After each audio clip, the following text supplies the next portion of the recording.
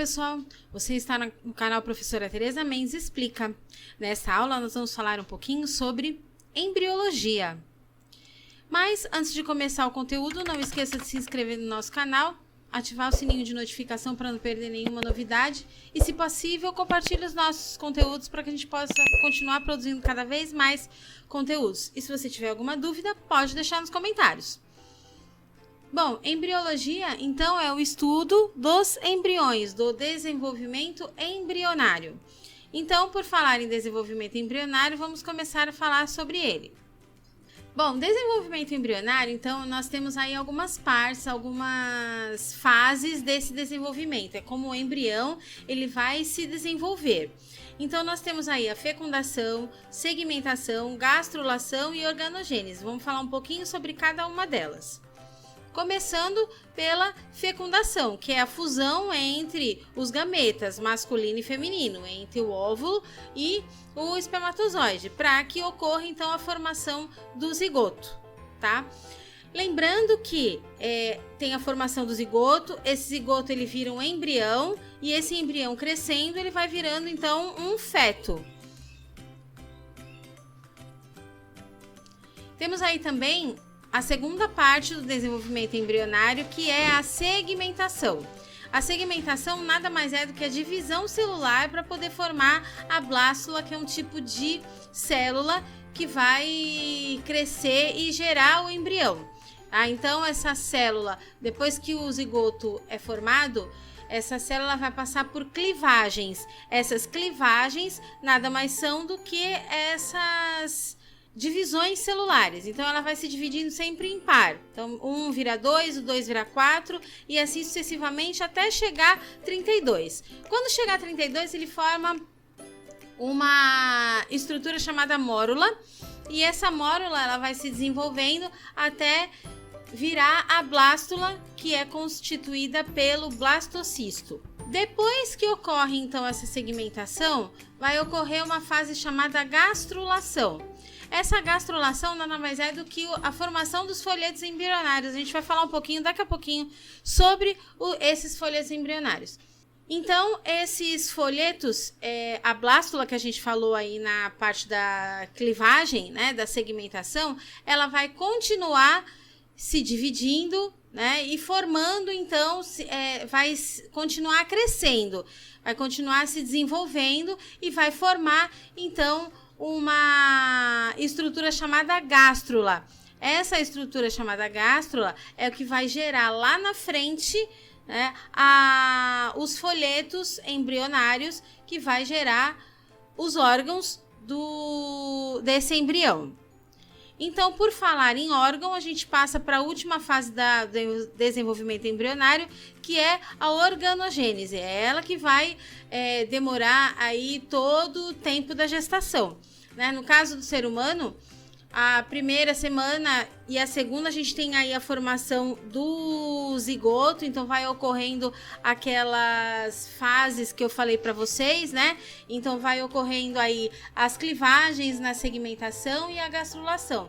E aí a partir da terceira semana já é formado o embrião e esse embrião vai crescendo e desenvolvendo esses órgãos à medida que vai passando o tempo. Então, as semanas vão passando e vão desenvolvendo determinados tipos de órgãos, né? Como o coração, os membros superiores, inferiores, os olhos. O sistema nervoso, ele demora todo o tempo fetal para se desenvolver e depois que o indivíduo nasce, continua se desenvolvendo.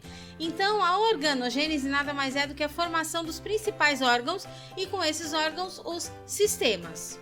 Passando da fase embrionária, a gente tem a organização corporal. Como é formada essa organização corporal? Dentro dos animais.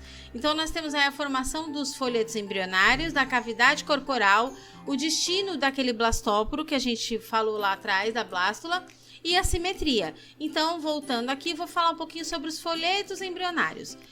Os folhetos embrionários, eles podem o indivíduo pode ser diblástico, que é que tem 2 folhetos embrionários, ou triblástico, que tem 3 folhetos embrionários.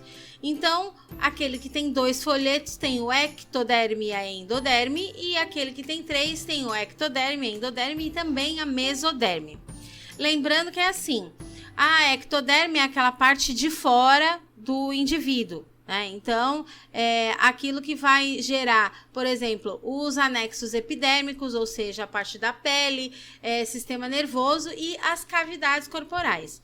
Já a mesoderme, ela vai originar aquela parte da pele que a gente chama de derme.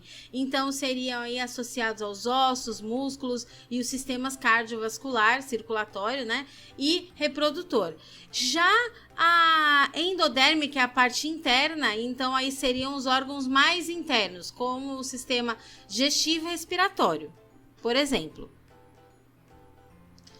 Aí nós temos as cavidades corporais. Como é distribuída essa cavidade corporal? Aqueles organismos mais simples são chamados de acelomados, porque eles não têm um celoma, que celoma seria então a cavidade interna onde vai ficar os órgãos, tá? Nós temos o pseudocelomado, ele vai formar um falso celoma. É como se ele tivesse o celoma, mas não tão característico. E a gente tem o celomado propriamente dito, que é aquele que tem a cavidade corporal, tem o celoma, que são os organismos mais evoluídos. O destino do blastóporo tem o seguinte: esse blastóporo ou ele pode originar primeiro a boca, depois o ânus, ou ele pode originar o ânus, depois a boca. Os dois vão originar as duas coisas. Porém, protostoma é aquele organismo mais primitivo. Então, ele vai originar a boca primeiro do indivíduo. Dependendo do indivíduo, ele não tem ânus. Então, por isso, ele origina a boca primeiro. Já o deuterostômio é aquele que vai originar o ânus primeiro. Então, todos esses organismos vão ter aquele que a gente chama de digestório completo, porque tem a boca e o ânus. Falando um pouquinho de simetria, nós temos aí 3 tipos de simetria. A simetria bilateral, que é aquela divide em duas partes iguais, idênticas, que é no nosso caso, por exemplo. Aqui eu coloquei um lagostim de exemplo. Nós temos a simetria radial, que é aquela que vai separar em várias partes iguais. Pode ser tetrarradial, pentarradial, depende do organismo. Eu coloquei aqui como exemplo a anemona do mar. E a gente tem aqueles que não têm uma simetria definida, que aí a gente chama de assimétrico, tá? Que no caso daí é a esponja do mar. Bom, falamos um pouquinho de desenvolvimento embrionário, falamos sobre a organização corporal. A gente tem que também falar dos organismos mais evoluídos, que eles possuem aquilo que a gente chama de anexo embrionário. Esse anexo embrionário ele vai ajudar o indivíduo a se desenvolver na fase do embrião. Então vamos falar um pouquinho sobre cada um deles. Cordão umbilical, que permite a comunicação entre o feto e a mãe para poder passar as substâncias, né, de nutrição e etc. Então aqui a gente tem o cordão umbilical. Nós temos como anexo embrionário saco vitelínico, que é responsável pela nutrição do embrião. Tudo está armazenado, tudo está conectado, e aí nesse lugar, nesse saco vitelínico, é onde fica armazenado as substâncias que o indivíduo precisa para sobreviver.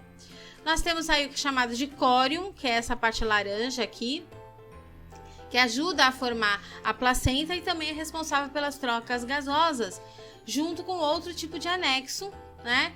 O alantoide, que está relacionado com os produtos de excreção e também com as trocas gasosas. Então, ele divide essa função com o córium. O alantoide é essa parte aqui, ó, desse desenho laranja. Temos aí a cavidade amniótica, que seria o amínio, né? Que é uma membrana. Essa membrana aqui, ó, ela fica associada com a placenta. E aí ela forma uma bolsa que vai envolver todo o embrião. E é dentro dessa bolsa, dessa cavidade amniótica, o amínio é essa película, nessa cavidade amniótica fica o que a gente chama de líquido amniótico, que é o que vai ajudar a proteção também contra impactos para esse embrião. E nós temos também, aqui a gente chama de casca do ovo. No caso dos organismos ovíparos, tem a casca do ovo. No caso dos organismos vivíparos é a placenta, que é a ligação, essa bolsa aqui, né? Vocês podem perceber aqui a cavidade amniótica, né? O amnion aqui sempre conectado com a placenta, que é o que vai envolver todo o amnion, né? Então, toda a cavidade amniótica ela é envolvida por essa placenta. Então, é a ligação do organismo materno com o embrião. Então, ele está relacionado a tudo, a respiração, a nutrição, a secreção, a excreção. Então, está relacionado com tudo. E, por último, nós vamos falar sobre os tipos de desenvolvimentos que existem nos indivíduos. Então, nós temos desenvolvimento direto e indireto, e temos aqueles indivíduos que são ovíparos, vivíparos e ovovivíparos. Então, vamos lá. No caso do desenvolvimento direto, ele desenvolve, né, sem a fase larval, ou seja, o indivíduo ele vai nascer igual ao seu progenitor, só em menor tamanho. No caso aqui, eu coloquei o exemplo das aves. O desenvolvimento indireto já tem a fase larval e ele vai sofrer uma metamorfose passando dessa fase larval para a fase adulta. Aqui eu coloquei uma joaninha como exemplo, que é a maior parte dos insetos fazem esse tipo de reprodução. E aí nós temos aqueles organismos que são ovíparos, como aqui eu coloquei a tartaruga, né, que faz parte do grupo dos répteis. Ele se desenvolve dentro do ovo, mas fora do corpo da fêmea. Nós temos aqueles que são chamados de vivíparos, que se desenvolve dentro do corpo da mãe, como o ser humano, por exemplo, e todos os mamíferos, ou melhor, a maior parte dos mamíferos.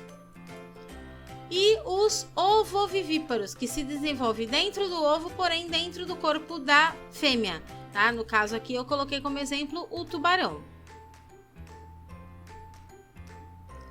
Para você memorizar melhor esse conteúdo, nós temos aí o nosso mapa, né? Então, fica à vontade aí para estudar esses mapas que são bem importantes para você analisar e memorizar melhor o conteúdo. Lembrando para você não se esquecer de se inscrever no canal, tá bom? Ativa aí o sininho, que é bem legal os nossos conteúdos e ajuda bastante gente aí a estudar, tá bom? Então, até a próxima, pessoal!